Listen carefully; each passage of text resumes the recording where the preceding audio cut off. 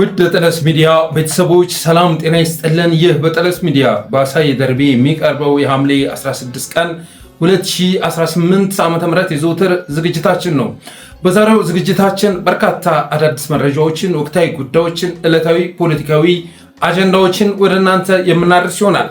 ስለዚህ ጠለስ ሚዲያን ሰብስክራይብ በማድረግ ሜምበር በመሆን እስከ ፕሮግራማችን ፍጻሜ ድረስ አብራችሁ ትቆዩ ዘንድ በአክብሮት እንጋብዛለን። ትናንትና 88000 ሰብስክራይበር መግባት አለብን ባልነው መሰረት ጥቂት ቁጥር ነው የሚቀረው፣ ከመቶ ምናምን አካባቢ ሰው ነው የሚያስፈልገው። ስለዚህ ዛሬ ሰብስክራይብ በማድረግ 88000 እንድንገባ ሁላችሁም ይህን ዝግጅት ማየት ከመጀመራችሁ በፊት ሰብስክራይብ አድርጉ በማለት በቀጥታ ወደ ዕለቱ ፕሮግራም እናልፋለን።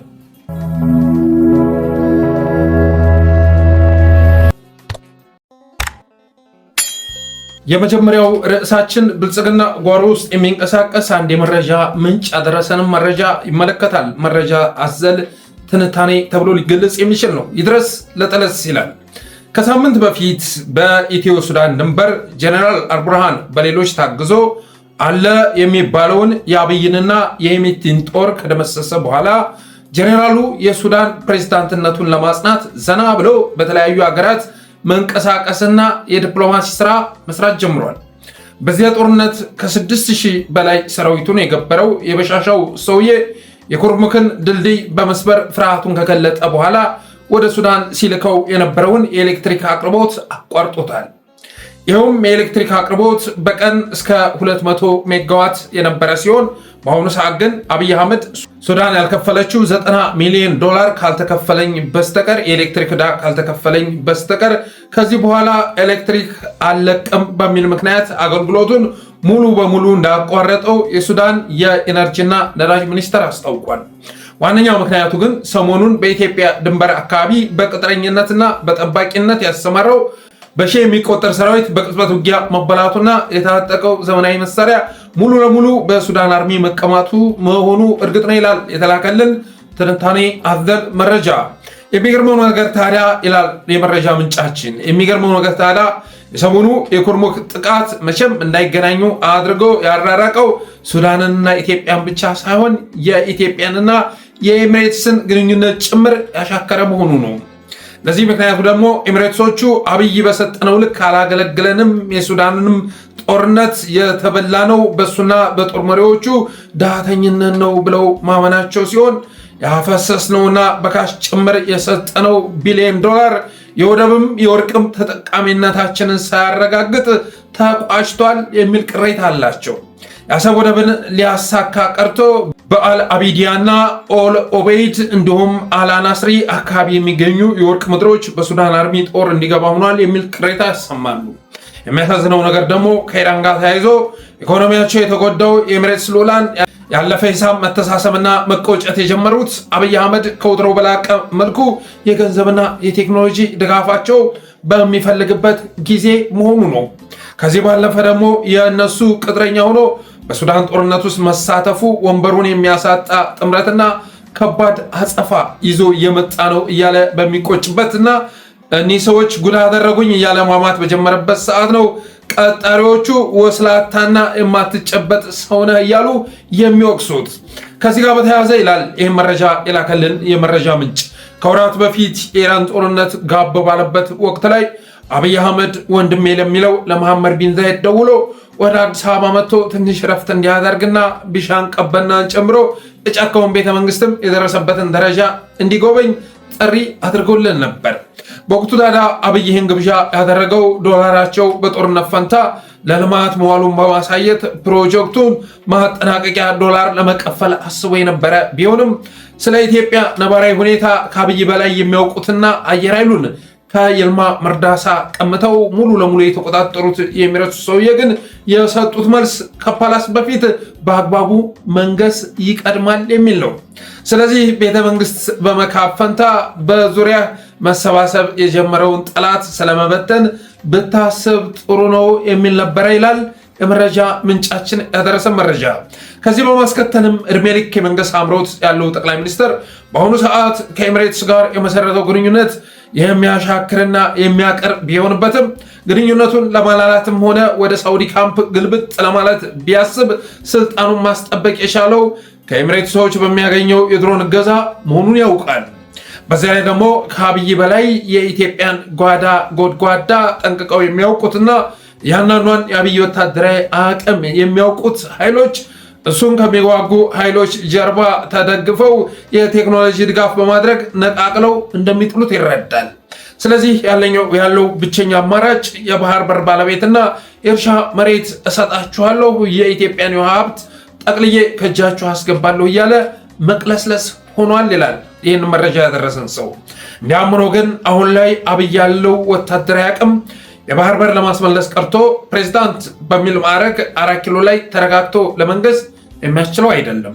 ለዚህ ምክንያቱ ደግሞ ጦሩ ይቅርና ወታደራዊ አመራሩ ጭምር ሰላም ለማረጋገጥ ያስችላሉ ብለው የሚያስቧቸው ነገሮች ሁሉ ዕቃ ሆነው ሲቋጩ በማየታቸውና ተስፋ መቁረጣቸው ሲሆን በዚህ አካሄድ ሲዋጉ መኖር ወይንም ተሸንፎ መቀበር እንጂ አሸንፎ መኖር እንደማይቻል የተረዱ መሆናቸው ነው።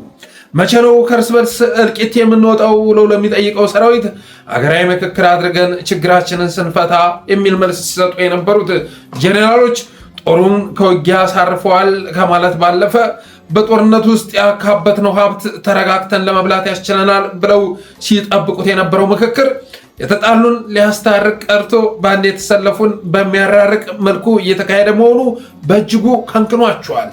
የመረራቸውም ቢሆን የአማራ ክልልን ጦርነት ከአድማ በታኝ አቅም በታች እንዲሆን አድርጋችሁ ቋጩና ለሌላ አገራዊ ተልዕኮ ተዘጋጁ የሚለውን የአብይ ትዕዛዝ ተቀብለው ተግባራዊ ለማድረግ ቢሞክሩም ያላቸው አቅም ሌላ ጦርነት ለመለኮስ ይቅርና የተጀመረውን ለመጨረስ የማያስችል መሆኑን ተገንዝበው ፖለቲካዊ መፍትሄ በሚጠብቁበት ሰዓት ላይ መድረኩ ብልጽግናዎችና አሸርጋዶቻቸው ሽታዬ የሚባባሉበት ብሎም ሌላ ችግር ጠምቀው በግጭት ውስጥ የሚኖሩበት መሆኑን አረጋግጠዋል።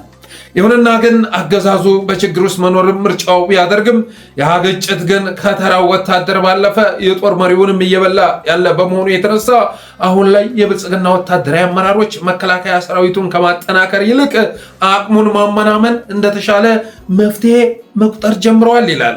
የጦር አቅም ባደገ ቁጥር አብይ የሚለኩሰው ጦርነት እየጨመረ እንደሚመጣ ተረድተውና ከተፋላሚዎቻቸው ጋር ግንኙነት መስርተው በዚህ አቅጣጫ አንድ ሬጅመንት ስለመጣች እዚህ ቦታ ላይ ቆርጣችሁ አስቀሯት ማለት ጀምረዋል።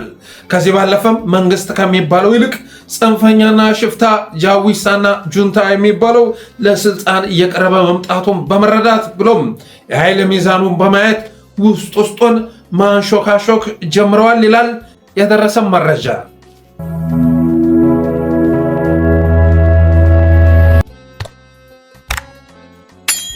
አይ ቲንክ ብልጽግናን ቀረብ ብሎ ከሚያቅሰው የተላከልን መረጃ ሊሆን የሚችል ሊደረግ የሚችል ነው፣ ሊከሰት የሚችል ነው። ከኤምሬትስ ጋር ያለው ግንኙነት መልካም ይሆናል ተብሎ አይታሰብም። አብይ አህመድ በቢሊዮን የሚቆጠር ዶላር ከተቀበለ በኋላ እልፍ አላፍ ቴክኖሎጂዎችን የጦር መሳሪያዎችን ከተረከበ በኋላ ወርቁንም ወደቡንም ሊያሳካላቸው አልቻለም። እንደውም ሱዳን ላይ ያላቸው የወርቅ ማሳዎችን እየተነጠቁ ይገኛሉ፣ እንኳን አሰብን ሊያስጨብጣቸው ይቅርና። ስለዚህ አብይ አህመድ ከኤሚሬትሶች ጋር ያለው አሰላለፍ ቢደብረውም አቋሙን ቀይሮ ወደ ሌላ ግንኙነት እንዳይሸጋገር ወይንም ደግሞ ከነሱ ጋር ያለውን ግንኙነት እንዳያላላ ኤሚሬትሶች የኢትዮጵያን ጓዳ ጎድጓዳ የሚያውቁ ናቸው። አየር ኃይሉን የሚመራው ይልማ መርዳሳ ነው ይባላል እንጂ የተቆጣጠሩት ኤሚሬትሶች ናቸው። ስለዚህ ነገ በሀገር ውስጥ ያሉ አማጽያንን ደግፈው እንደሚያጠፉት ያውቃል አብይ አህመድ። ስለዚህ የእርሻ መሬት ተሰጣችኋለሁኝ፣ የኢትዮጵያን የውሃ ሀብት አስጨብጣችኋለሁኝ፣ ከተቻለ ደግሞ አሰብን ገቢ ያደርጋለሁኝ እያለ ማሽበልበሉን ምርጫው እንዳደረገ የሚገልጽ ነው። በተረፈ የመከላከያ ጄኔራሎች በዚህ ሀገራዊ ምክክር ተስፋ አድርገው ነበር። ሰራዊቱ የሚያነሳላቸው ጥያቄ የሚሰጡት መልስ ምክክር ከተደረገ በኋላ ይሄ የእርስ በርስ ጦርነት ያበቃል የሚል ነበረ። ይሁንና ግን አብይ አህመድና ቢጤዎቹ ሽታዬ የሚባባሉበት መሆኑ አላስተሰታቸውም የሚል ነው። አላስተሰታቸውም። ከዚህ ባለፈ ግን አብይ አህመድ ወደ ውጊያ መግባቱን የሚያቆመው እውነተኛ ፖለቲካዊ መፍትሄ ሊያፈላልግ የሚችለው ያለው ወታደራዊ አቅም ሲመናመን ነው ብለው በማመናቸው የተነሳ ለተፋላሚዎቻቸው ስልክ እየደወሉ በዚህ መስመር አንድ ሬጅመንት ስለመጣች እዚህ ቦታ ላይ ቆርጣችሁ አስቀሯት ማለት ጀምረዋል። ጦሩ በተጠናከረ ቁጥር የአብይ አህመድ የጦርነት ፍላጎት እየከረረና እየተጠናከረ ስለሚመጣ መፍትሄው ጦሩን መቦርቦር ነው፣ መሸርሸር ነው የሚል አቋም ላይ ደርሰው ያንን ተግባራዊ እያደረጉ ናቸው የሚል ነው እና ይሄ ደግሞ ሊሆን የሚችል ነው ብዬ አስባለሁ። ይህም ብዬ ወደ ቀጣው መረጃ ስሸጋገር አንድ ድሮን በትናንትናው ዕለት ተከስክሷል። አንዱ ድሮን 2 ድሮን ተልኮ ነበር ወደ ቤተ አማራ ማለት ነው። አንደኛው ድሮን ቤተ አማራ መካነ ሰላም አባይ በረሃ ሸለቆ ቅድስት አርሴማ ገዳምን መደብደብ ችሏል። በጣም አሳዛኝ የሆነ ጥቃት ተፈጽሟል ትናንትና። በጣም አሳዛኝ በረሃ ውስጥ ያሉ አባቶቻችን ተጨፍጭፈዋል እና አብይ አህመድ በፈጸመው የድሮን ጥቃትም 8 ሲገደሉ 10 ቆስለዋል። 10 መነኮሳት ቆስለዋል። በገዳሙ አካባቢ የሚንቀሳቀስ ፋኖ አልነበረም። በገዳሙ አካባቢ ጦርነት አልነበረም።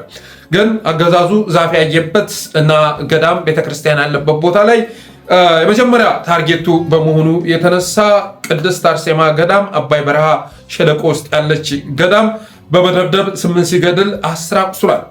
በዚያው በቤተ አማራ በወይን አምባ ወረዳ 016 ቀበሌ ሌላ ደብር ለመደብደብ ሲዘጋጅም አንድ ቱርክ ሰራሽ ድሮን መከስከሱ ተሰምቷል። በምስልም ተደግፎ ነው ትናንት የደረሰን። በቤተ አማራ በወይን አምባ ወረዳ 016 ቀበሌ ሌላ ደብር ለመደብደብ ሲዘጋጅ ነበረ አንድ ቱርክ ሰራሽ ድሮን ተከስክሷል። የአባቶችን እንባና ደም መካነ ሰላም የፈሰሰውን የአባቶችን እንባና ደም የተመለከተው አምላክ ፈጥፍጦታል። መቼስ ምን ማለት እንችላለን? የእግዚአብሔር ታምር ነው የተገለጸው። በሌላ መልኩ እንግዲህ ከወራት በፊት እንደምታስታውሱት በግራኝ አህመድ ጊዜ የተቃጠለችውን ጥንታዊቷን የኦሪት መስዋዕት ከሚደረግባቸው አድባራት አንዷ የሆነችውን አትሮንሶ ማርያምን በመድፍ ጭምር ደብድበው በርካቶች ማቁሰላቸውና መግደላቸው የሚዘነጋ አይደለም። ይህን ስትመለከቱ ኢትዮጵያ ውስጥ መደበቂያ ታዛ መጥፋቱን ትረዳላችሁ። ዓለም በቃኝ፣ የዚህ ዓለም ነገር በቃኝ፣ በሁሉ ነገር ተስፋ ቆርጫለሁኝ ብላችሁ ብትመንኑ እንኳን አብይ አህመድ ተከትሏችሁ ገዳም ድረስ ይመጣል። በድሮን ያፈላልጋችኋል፣ በድሮን ይደበድባችኋል። ዛሬ ገዳም ሄዳችሁ እንኳ ሰላም ማግኘት አትችሉም። ለነፍሳችሁ አድራችሁ እንኳ ገዳም ውስጥ መቀመጥ አትችሉም። እንደውም በከፍተኛ ሁኔታ የዚህ አገዛዝ ታርጌቶች ገዳሞች ናቸው ማለት ይቻላል። ደብር ሄዳችሁ ማስቀደስ የማትችሉበት ሁኔታ ተከስቷል። ኢትዮጵያ ውስጥ ከአብይ አህመድ ጥቃት የሚጋረድ ታዛ ጠፍቷል። የትም ቦታ ሄደህ ልታመልጥ አትችልም። ደብረ ሊባኖስ ላይ እንኳ ሲነገር የነበረውን ነገር የምትረሱት አይደለም። ደብረ ሊባኖስ ውስጥ ያሉ አባቶች ነፍጠኞች ሲባሉ ነበር። እንግዲህ እዛ ያሉ አባቶች ኦርቶዶክሳውያን ናቸው፣ መነኩሴዎች ናቸው። እዚህ ዓለም ነገር በቃን፣ ምድራዊ መገለጫ ነገር በሙሉ በቃን ብለው ለነፍሳቸው ያደሩ ናቸው። ግን በማንነት ተንትነው ፖለቲካ ሲሰሩባቸው እንደነበረ የምትረሱት አይደለም። እና የሚያሳዝነው አብይ አህመድ ኦርቶዶክስን ታርጌት አድርጎ ጥቃት መፈጸሙ ሳይሆን የኦርቶዶክስ አባቶች ዳተኝነት ነው የሚያንገበግበው። የአባቶች ዳተኝነት፣ የአባቶች አሸርጋጅነት ነው በዚህ ደረጃ ኦርቶዶክስ ሰለባ ልትሆን የተቻለችው። በዚህ ደረጃ የኢትዮጵያ ኦርቶዶክስ ተዋሕዶ ቤተክርስቲያን በመድረኩም በጦር ሜዳውም በሁሉም ቦታ እየተቀጠቀጠች የምትገኘው አባቶች በመገበራቸው የተነሳ ነው። የቤተክርስቲያኒቱን ሀብት ዘርፈው ሀብት ያካበቱ አባቶች የዚህ ዓለም ኑሮ ስለጣፈጣቸው እና መኖር ስላጓጓቸው ምን አባቱ ይበለው ብለው ይሁንታቸውን በመስጠታቸው የተነሳ ነው። የሚገርመው ነገር ታዲያ አብዛኛው የኦርቶዶክስ አባቶች አንገታቸውን ደፍተው ሀብታቸውንና ራሳቸውን ለመጠበቅ ሲንቀሳቀሱ፣ ኦርቶዶክስ ውስጥ ሰርገ የገቡ ጸረ ኦርቶዶክስ አባቶች ግን ፍጥጥ ብለው ከአገዛዙ ጎን ተሰልፈው ጸረ ኦርቶዶክስ ንቅናቄ እየመሩ መሆናቸው ነው። ከሰሞኑን እንደምታስታውሱት ሶሻል ሚዲያ ላይ የከተማ መናኞች ወይም ደግሞ የከተማ መነኩሴዎች የሚል ዘመቻ ተለክሶ ነበር። ከተማ ውስጥ የመነኑ የከተማ መነኩሴዎች ከከተማ ውጡ የሚል ንቅናቄ ተጀምሮ ነበር። አባ ገብርኤል የሚባል ብልጽግና አስርጎ ያስገባው አንድ አባት ተብዬ ምን የሚል መልስ ይዞ መጣ? እስኪ ሰምተነው እንመለስ። የሚከፍቱ ሰዎች በምዕራቡ ዓለም ቁጭ ብለው እየበሉ እየጠጡ እየተዝናኑ ቤተክርስቲያን በወንጌል የሚያገለግሉትን አባቶች የማሳደድ ዘመቻ ተከፍቷል። መቼም አለመታደል ነው። ሶስተኛ የዓለም ጦርነት መቼም ከተጀመረ ከተከፈተ በፌስቡክ እና በቲክቶክ ነው። ሌላ በምንም ሊሆን አይችልም። እና አሁን ምን ተጀመረ?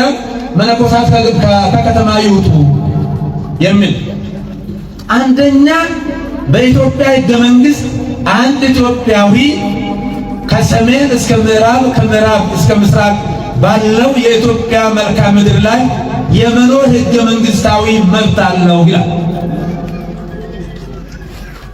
መነኩሴ ከከተማ ይውጣ። በምድር ሁሉ እግዚአብሔር አለ። እግዚአብሔር በጊዜ በቦታ በሁኔታ አይወሰንም። ይወሰናል እንደ እግዚአብሔር አይወሰንም።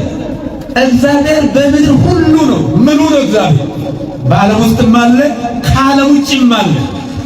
ስለዚህ ዋናው ትልቁ ነገር ጫካ መግባት ጉድጓድ ውስጥ መደበቁ ሳይሆን የትም ስፍራ ሆኖ ከእግዚአብሔር ጋር መኖር ነው ትልቁ ነገር። ይሄ መቼም ከዚህ አባት በላይ የኦርቶዶክስን ሕግጋት የሻረ ይኖራል ተብሎ አይታሰብም። የምንኩስናን ትርጓሜ የሻረ አባት ተከስቶ አያውቅም። ይህን ሰውዬ እንኳን የኦርቶዶክስ አባት ለማለት ይቅርና ኦርቶዶክስ ተዋህዶ ብለው ለመጥራት ይከብዳል። ሌላ አስተምሮ ነው እየተናገረ የሚገኘው። የምንኩስናን ትርጓሜ ሲያጣምመው ታያላችሁ። ዓለማውያን ጋር ሲፎካከር ታያላችሁ። አንተ ውጭ ሀገር ተቀምጠህ በርገርህን እየገመጥክ የከተማ መነኩሴ ብለህ ልታሸማቀቀን አትችልም፣ ከከተማ ልታስወጣን አትችልም፣ በሁሉም ቦታ ላይ እግዚአብሔር የሌለበት ቦታ የለም በማለት ሲሞግት ትሰሙታላችሁ። አንተ ሚስት እያገባህ ብለህ ለምንድን ነው ታዲያ የማታገባው? መነኩሴዎች የሚፎካከሩት ከዓለማውያን ጋር ከሆነ ለምንድን ነው ሚስት ማታገቡት ታዲያ? ሚስት አግቡ ብለህ ለምን አቀሰቅስም? ከከተማ አትውጡ ከማለት ባለፈ ሚስት አግብታችሁ ኑሩ፣ ሚስት አግብታችሁ መንኩሱ ለምንድን ነው የማትላቸው? እና እንደዚህ አይነት አባቶች ስለተቆጣጠሩ ነው ዛሬ ጥቃቱ በየአቅጣጫው የተበራከተው። የምንኩስና ትርጉም ምንድን ነው? ዓለም በቃይ ማለት አይደለም። የዚህ ዓለም ነገር በቃይ ማለት እኮ ነው። ዓለማውያን ጋር መፎካከር አይደለም።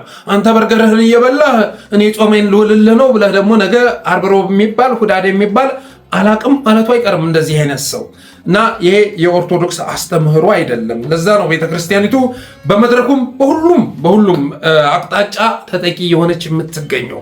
መድረክ ላይ የፕሮስፐሪቲ ፓስተሮች፣ የፕሮስፐሪቲ ኡስታዞች ዛሬ ምክክር ገብተው እንኳ የሚመክሩት በኦርቶዶክስ ህልውና ላይ ሆኗል። የኢትዮጵያ ኦርቶዶክስን ወክሎ የማናቸው የገቡ ብለህ ስትጠይቅ እነ ሳዊሮስን ታገኛለህ። እነ ሳዊሮስ ደግሞ ይችን ኦርቶዶክስ በጠላትነት ፈርጀው እንዴት አድርገን እናጥፋት እያሉ እነ ሽመልስ አብዲሳ ጋር 24 ሰዓት የሚመክሩ ናቸው። ስለዚህ መፍትሄ ያስፈልጋል። በውጭ ያላችሁ አባቶች ልትመካከሩ ይገባል። በተለይ ደግሞ የአማራ ቀሳውስት ልትመካከሩ ይገባል። ሲኖዶስ የሚባል የለንም። መግለጫ አውጥቶ እንኳን የፓርቲዎችን ያህል ለምዕመናኑ ድምፅ የማይሆን ጥንታዊ አድባራት በድሮን ሲወድሙ አንድ መግለጫ እንኳ ለማውጣት ድፍረት የሌለው ሲኖዶስ ምን ያደርጋል?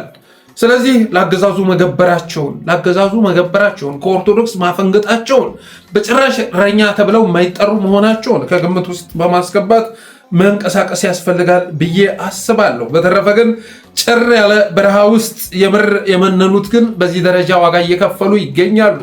ግማሾቹ የከተማ መነኩሴ ሆነው ከተማ ላይ ሆነው ጸረ ኦርቶዶክስ ንቅናቄን ሲያቀጣጥሉ ልክ እንደ ማነው አቡነ ገብርኤል ምናምን እንደሚባለው ማለት ነው።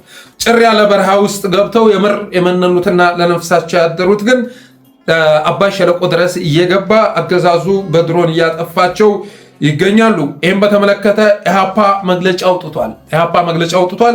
አሁን ኢህአፓ የሚያደርገውን አለማድነቅ አይቻልም። በነገራችን ላይ ኢህአፓን ስንተቸው ነበር። ትችታችን ሁለት ነገርን መሰረት ያደረገ ነው። አንደኛ ለህዝብ ግንዛቤ መፍጠር ስለሚያስፈልግ ነው። ሁለተኛ ደግሞ በተሳሳተ አቅጣጫ ውስጥ ናቸው ብለን በማመናችንና አቅጣጫቸውን እንዲቀይሩ ለማድረግ ነበር ስንተች ነበረው። ሌላ ዓላማ የለንም። ስለዚህ አሁን ላይ እያደረገ ያለውን ነገር ቢያንስ እንኳ በመግለጫ ለህዝብ ድምፅ ለመሆን ማሰብ ትልቅ ነገር ነውና ኢህአፓ እያደረገ ባለው ነገር ላመሰግነው እወዳለሁ። በመግለጫው ምን አለ ኢህአፓ? ምክክሩ ስለምንድን ነው በደቡብ ወሎ በገዳማውያን ላይ የተፈጸመው ጭፍጨፋ አስመልክቶ ከኢህአፓ የተሰጠ መግለጫ። ብልጽግናና አጋሮቹ ምክክር ላይ ነን በሚሉበት በዚህ ወቅት የንጹሐን ጭፍጨፋ በብርቱ መቀጠሉ በተደጋጋሚ እንዳለው ሁሉ ዛሬም ምክክሩ ስለምንድን ነው እንድንል ያስገድደናል። በኢትዮጵያ ኦርቶዶክስ ተዋሕዶ ቤተክርስቲያን የደቡብ ወሎ ሀገረ ስብከት አባይ ቅድስት አርሴማ ገዳም በትናንትናው ዕለት ሐምሌ 15 ቀን 2018 ዓ.ም መነኮሳት በጸሎት ላይ ያሉ በደረሰባቸው የድሮን ድብደባ እስካሁን 7 መነኮሳት ሕይወታቸው ሲያልፍ 10 መነኮሳት ደግሞ በከባድ ሁኔታ መቁሰላቸውን ለመረዳት ችለናል። ባለፉት 8 ዓመታት በተመሳሳይ በሃይማኖት ተቋማት፣ በእምነት አባቶች፣ ምዕመናን፣ በመስጂድና አብያተ ክርስቲያናት ላይ የሚፈጸሙ ጥቃቶች ከዚህ ቀደም ባልታየና ባልተሰማ መልኩ ተበራክተው የየዕለት ዜናዎች ሆነዋል። በተለይም በኦርቶዶክስ ተዋሕዶ ቤተክርስቲያን አባቶች፣ ገዳሞች፣ መነኮሳት፣ ምዕመናንና ተቆርቋሪዎች ላይ መጠነ ሰፊ ወንጀሎች እና ማዋከቦች እየተፈጸሙ መሆናቸው የአደባባይ ሀቅ ነው። ከዚህ ቀደምም የካቲት 28 ቀን 2018 ዓ.ም የትናንትናው ጥቃት በተፈጸመበት ደቡብ ወሎ ዞን መሃል ሳይንት ወረዳ የምትገኘው አትሮንስ ማርያም ቤተክርስቲያን ስርዓቱ ባደረሰው ከባድ የመድፍ ድብደባ ስትወድም የደብሯ አስተዳዳሪ ቆሞስ አባ ሞገስ ፍስሐን ጨምሮ 7 ዲያቆናትንና መነኮሳትን ገድሏል። ከ15 በላይ ንጹሐንም መቁሰላቸው የቅርብ ጊዜ እውነታ ነው። እንዲህ አይነት የሃይማኖት አባቶችና ቅዱሳት መካናትን ኢላማ ያደረገ ጥቃት ከድግግሞሹና አጠቃላይ ሁኔታው በመነሳት በዓላማና በቀድ የሚፈጸም ነው ብለን እናምናለን።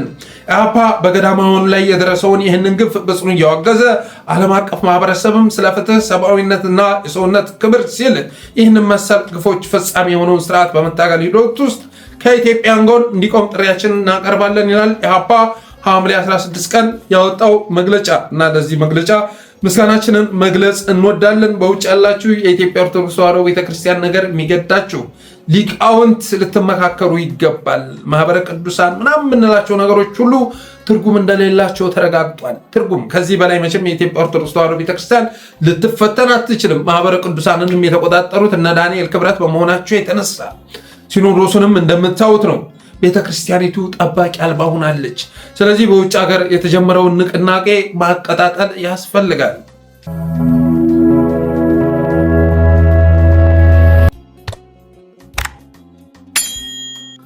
ሌላው የኃይሌ ገብረስላሴ ንግግር ይመለከታል። ይቻላል በሚል ንግግሩ የምናውቀው ታላቁ አትሌት አልቻልኩም በሚል ንግግር ተከስቷል። አልቻልኩም እኔ አልቻልኩም መቃየት አቅቶኛል ነው የሚለው ዳዊት መለሰ።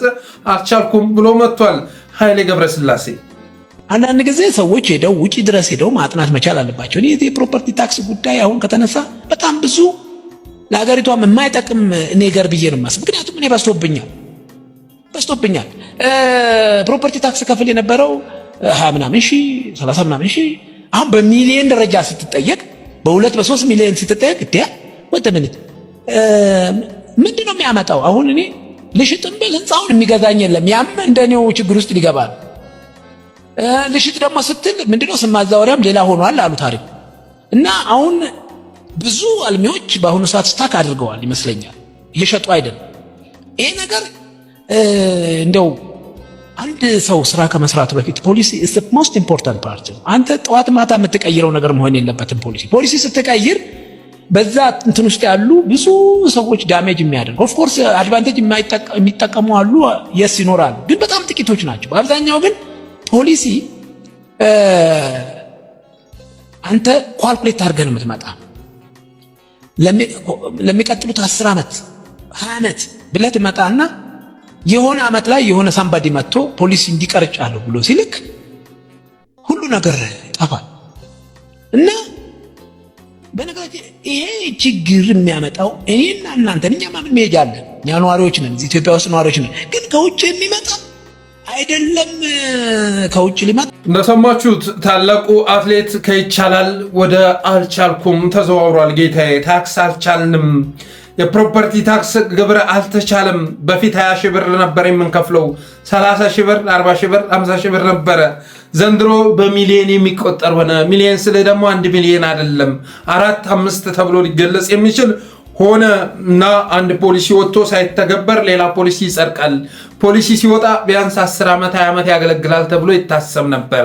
በብልጽግና ዘመን ግን ፖሊሲ እንደዛ አይደለም። አንድ ፖሊሲ ያወጡና ራሳቸውን የሚጠቅም ስራ ከሰሩ በኋላ መልሰው ይቀይሩታል። ያው ሲተረጎም ነው፣ ቃል በቃል እንደዚህ ያላለም እና አንድ ፖሊሲ ወጥቶ ሳይተገበር ሌላ ፖሊሲ ይጸድቃል።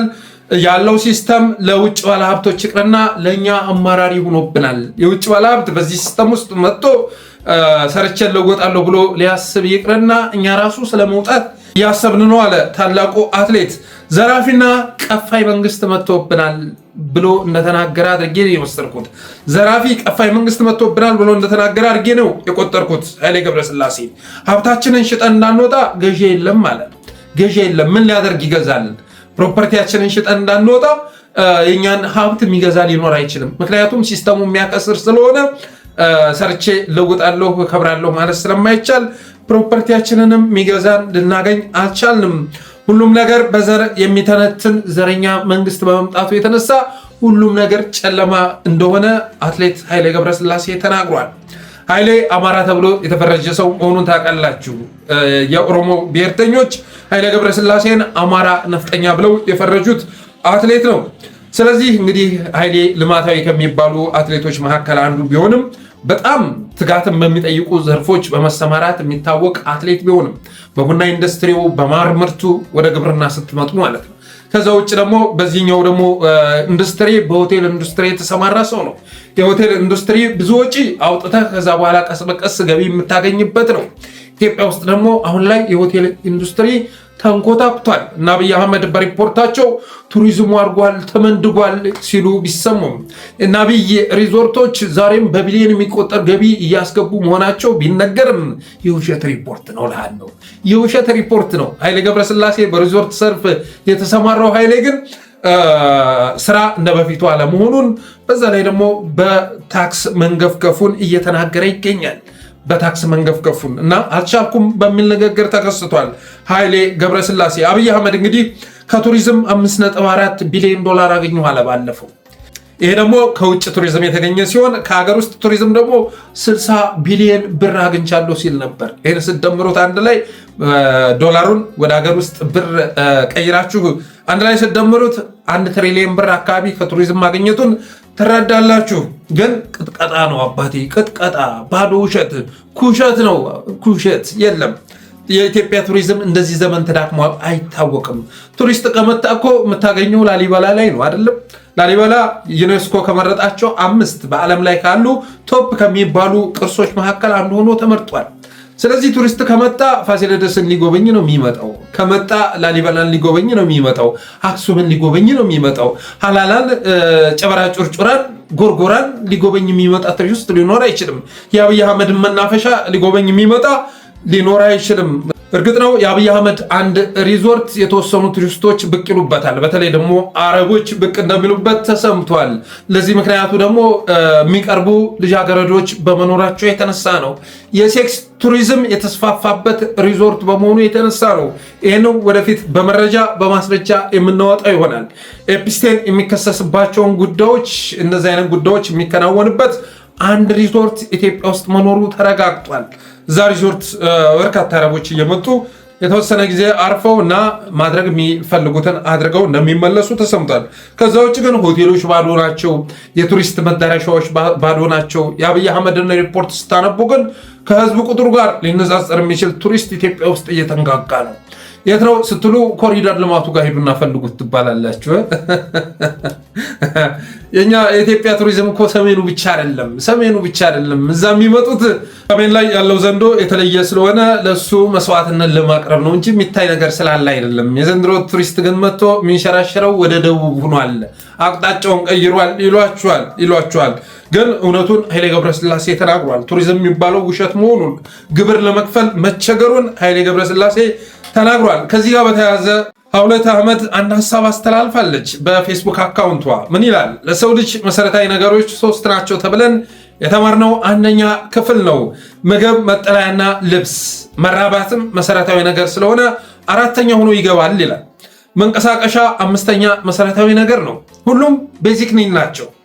በኢትዮጵያ የታክስ ስርዓት 1ኛ ምግብ ላይ በደንብ አድርጎ ታክስ ተጭኗል። 2ኛ አልባሳት ታክስ ተጭኖባቸዋል። 3ኛ መጠለያ ታክስ ተጭኖባቸዋል። 4ኛ መንቀሳቀሻ መኪና፣ የተለያዩ ተዘዋዋሪ ክፍያዎች እንዳሉበት ሆኖ ከሰሞኑን አዲስ ታክስ ይጫንበታል። በቀጣይ በቅሎና ፈረስ ታክስ ይከፈልባቸዋል መባሉ አይቀርም። አሁን የቀረው አንዱ ነው አለች፣ የመራባት ታክስ። ለምን በወለድናቸው ልጆች ቁጥር ታክስ አንከፍልም? መንግስትስ ማን አለው ማለት ትጠይቃለች። ልክ ብላለች። በሁሉም ነገር ኢትዮጵያውያን አሁን በየዘርፉ በታክስ እየተበዘበዙ ይገኛሉ። መካከለኛ ክላስ ውስጥ ያሉ ደህይተው ዛሬ ከገበያ ወጥተዋል። አብይ አህመድ የሞባይል ከቨር የሚሸጡ በሙሉ ከጀርባ ግን አይፎን እና ሳምሰንግ 25 26 አልትራ የሚሸጡ ናቸው። ስለዚህ በደንብ ግብር አስከፍሏቸው በማለት ሲናገር እንደነበር የምትዘነጉት አይደለም። ይሁንና እነ ኃይሌ ገብረስላሴ እንኳን ይቻላል በሚል አባባላቸው የምናውቃቸው እነ ኃይሌ ገብረስላሴ እንኳን አልቻልንም ማለት ጀምረዋል። ከጠቀስኳቸው ስራዎች በተጨማሪ በግብር ዘርፍ ቅድም ተገለጸው ባለፉት 4 ዓመታት ወይም 3 ዓመት ተኩል የነበረውን የግብር መጠን በእጥፍ ማሳደግ ተችሏል። በዚህ ዓመት የሚሰበሰበው ግብር በእጥፍ ያድጋል። ይህ ትልቅ እድገት ነው በፊገር ሲታይ። ነገር ግን ኢትዮጵያ ካላት አቅም አንጻር ገና ብዙ ልንሰራ እንደሚገባን የሚያሳዩ ሁኔታዎች ስላሉ ከታማኝ ግብር ከፋዮች እስከ ዛሬ ግብር ለመክፈል እምብዛም ፍላጎት ከሌላቸው የሚሰሩ ሰዎች የሚጠበቀው ነገር ለተፈጠራችሁበት ዓላማ መኖር አለባችሁ። እናንተ የተፈጠራችሁት ስራ ለመፍጠር፣ እናንተ የተፈጠራችሁት ሀብት ለመፍጠር፣ ከፈጠራችሁት ሀብት ኢትዮጵያን ለመገንባት፣ ህዝቦቿን ለማብላት ነው። መስረቅ ማስቀረት የእናንተ ስራ አይደለም። ለዛ የተፈጠሩ ሰዎች አሉ። ሌሎቹ ወደ እናንተ መሳብ እንጂ እናንተ ወደ ዝቅ ወዳለው መንገድ መውረድ የለባችሁም።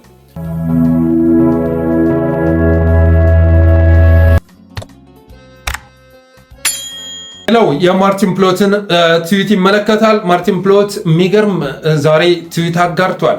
ኢትዮጵያ ሪፖርት ዛት ሰርቴን ኢትኒክ አማራ ኦሊጋርኪስ ክሮኒ ካፒታሊስትስ ሪጅም ኤሊትስ and political insiders are seeking to preserve both Abiy regimes and their own interests by hijacking ፋኖ struggle ይላል።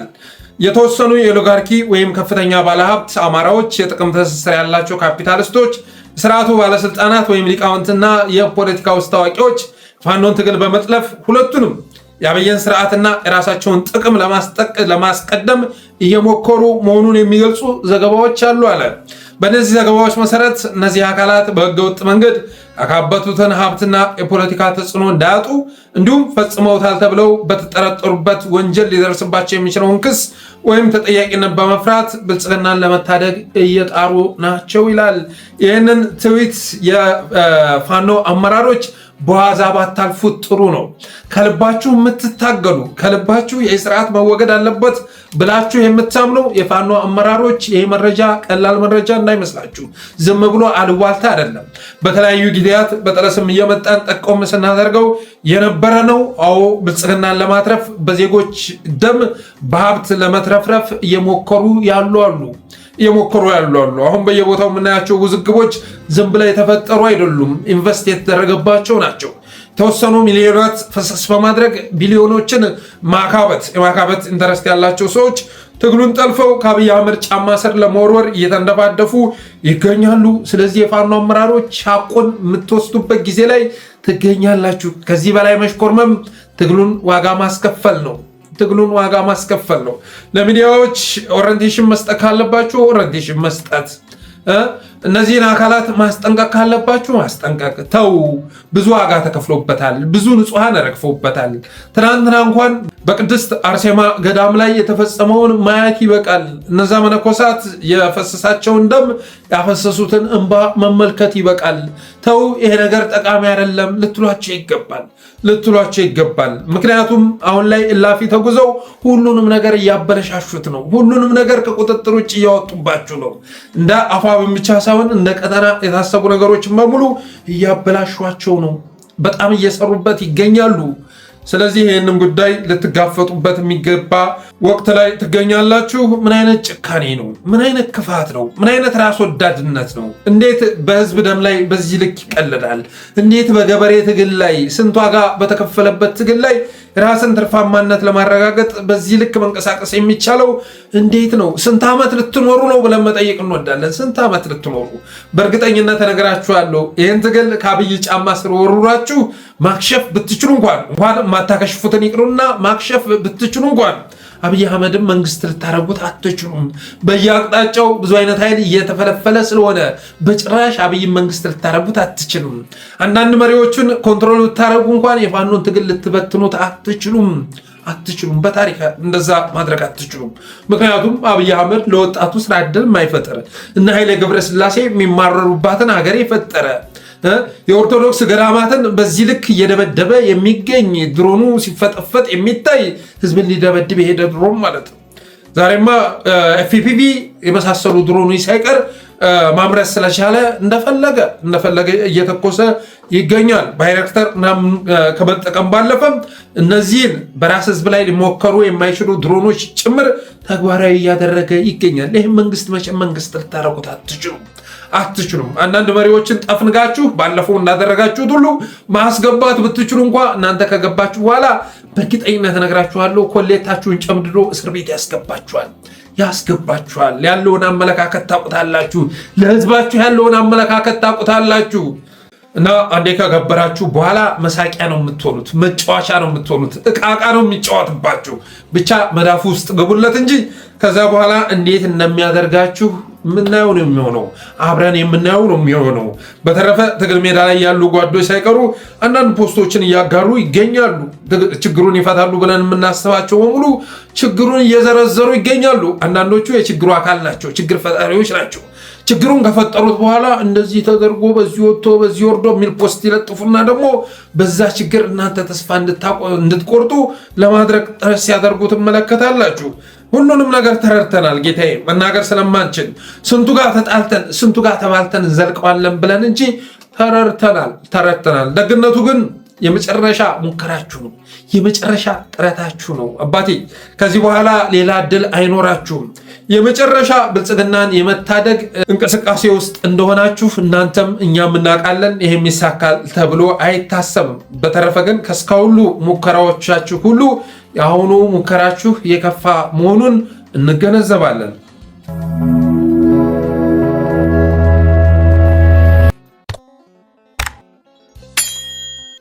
ሌላው በኦነግ ኦላ ስም የተሰራጨውን መግለጫ ይመለከታል። የትግራይ ህዝብ ነፃ አውጪ ግንባር ህወሓት በኦሮሞ ህዝብ መካከል ክፍል ለመፍጠር የሚያደርገውን ጸረ ህዝብ ሴራ በብርቱ እንቃወማለን ያለ የህወሓት አመራሮች ኦሮሞን ከኦሮሞ ጋር ለማገጨት የሚያደርጉት ጥረት ፈጽሞ ተቀባይነት የሌለውና አደገኛ አካሄድ ነው። እኛ እንደዚህ አይነት ጸረ ህዝብ ፖለቲካ ውስጥ መቼም አንገባም።